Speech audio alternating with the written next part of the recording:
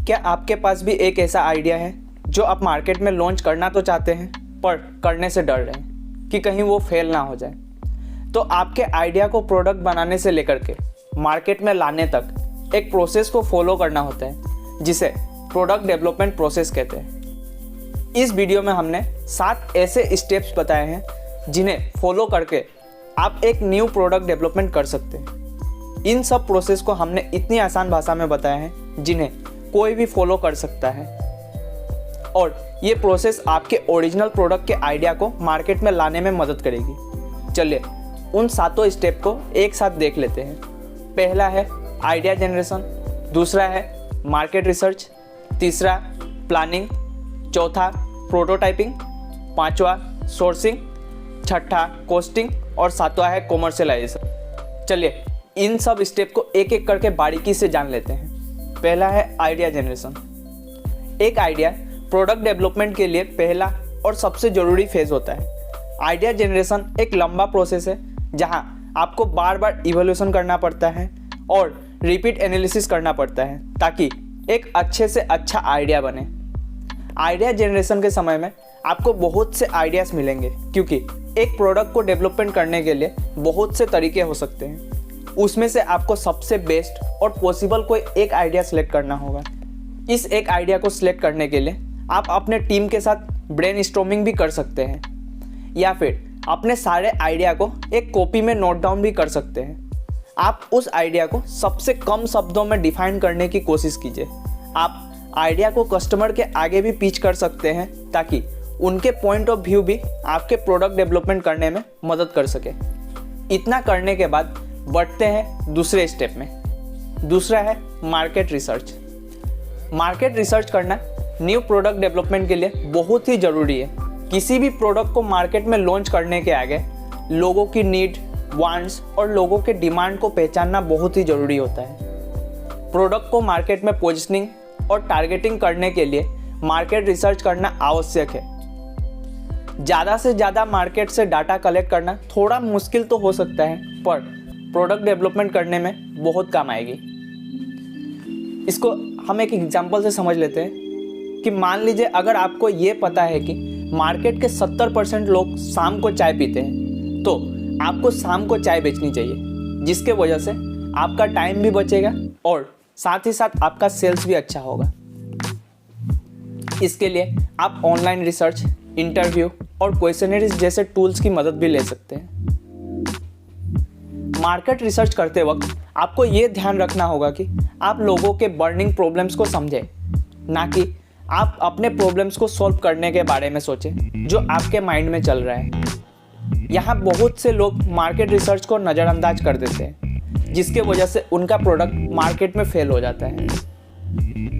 Market research आपको उसी जगह पर करनी चाहिए जहाँ आप अपने प्रोडक्ट को लॉन्च करना चाहते हैं। ऐसा नहीं कि आप दिल्ली में लॉन्च करना चाहते हैं और आप अपना मार्केट रिसर्च कोलकाता में कर रहे हैं। ऐसे में होगा ये कि आप कस्टमर्स के बर्निंग प्रॉब्लम को समझ ही नहीं पाएंगे। तीसरा है प्लानिंग। अभी आपके पास आइडिया भी है, साथ ही साथ लोगों की डिमांड्स यानी प्रॉब्लम भी आप जानते हैं। अभी देखिए कि क्या आपके प्रोडक्ट की फंक्शंस लोगों की परेशानियों को सॉल्व कर रहा है या नहीं।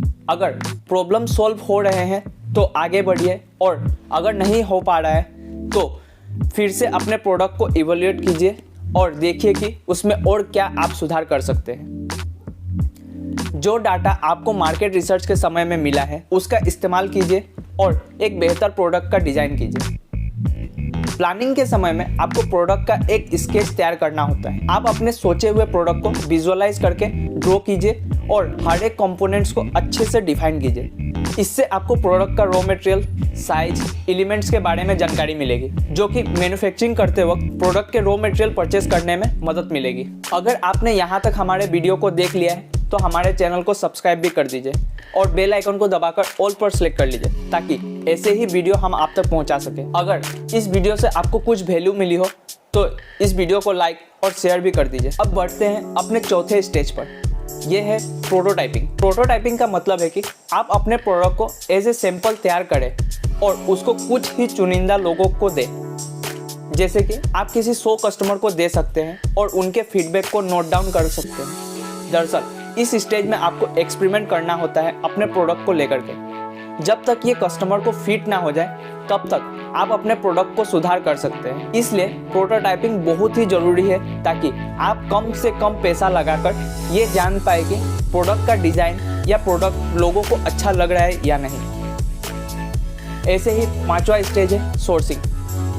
सफल टेस्टिंग के बाद अब आपका प्रोटोटाइपिंग भी तैयार है, लेकिन मास प्रोडक्शन के लिए आपको ढेर सारा रॉ मटेरियल, साथ ही साथ ट्रांसपोर्टेशन और मैन्युफैक्चरिंग की भी ज़रूरत होगी। तो इसके लिए आपको ढूंढना पड़ेगा कि ये सभी फैसिलिटी आप कहाँ से सस्ते में खरीद पाएंगे। सिर्फ सस्ते को ही देखने से भी नहीं होगा, क्योंकि रॉ मटेरियल की क्वालिटी, ट्रांसपोर्टेशन सर्विस की फैसिलिटी को भी देखना पड़ेगा ताकि आपके पास सही रॉ मटेरियल सही टाइम पे पहुँच पाए। इसके साथ साथ आपको सब्स्टिट्यूट के भी सोर्स को ढूंढ कर रखना होगा ताकि ज़रूरत के समय में आप उन लोगों की भी मदद ले सकें। इन सभी कामों को आपको ध्यान से करना होगा ताकि आप अपने प्रोडक्ट का मैन्युफैक्चरिंग अच्छे से कर पाओ। 6वां स्टेज है कॉस्टिंग।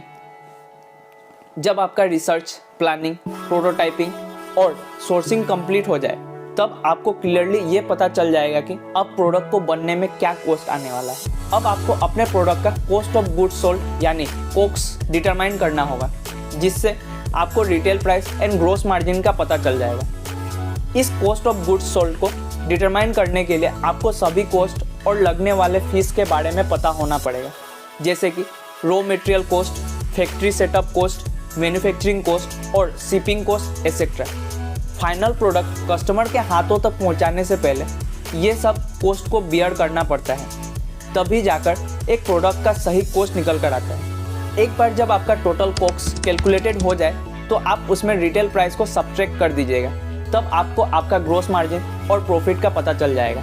अब आप अपने प्रोडक्ट को मार्केट में लॉन्च करने के लिए रेडी हैं, पर उससे पहले आपको कुछ सवालों के जवाब भी पता होना चाहिए, जो कि आपको हेल्प करेगी right pricing, proper selling strategy और डिफरेंट तरीका जिसकी मदद से आप अपने प्रोडक्ट को मार्केट में लॉन्च कर सकते हैं। पहला आपको पता होना चाहिए कि आपके प्रोडक्ट में ऐसा यूनिक वैल्यू क्या है जो आपको दूसरों से अलग बनाता है। दूसरा है आप अपने प्रोडक्ट को कैसे पोजीशनिंग करेंगे, यानी आपको ये तय करना होगा कि आपका प्रोडक्ट कुछ ही चुनिंदा लोगों के लिए है या फिर मास ऑडियंस के कंजम्पशन के लिए है। तीसरा, आपका यूएसपी यानी यूनिक सेलिंग प्रोपोजिशन क्या होने वाला है।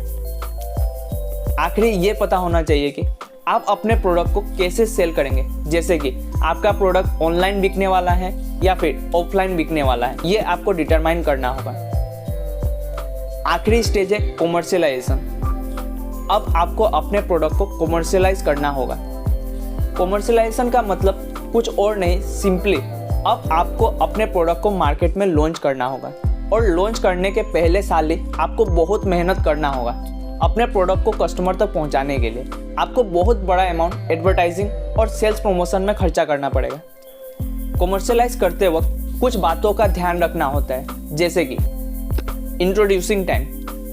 प्रोडक्ट को मार्केट में इंट्रोड्यूस करते वक्त टाइम का बहुत महत्व होता है।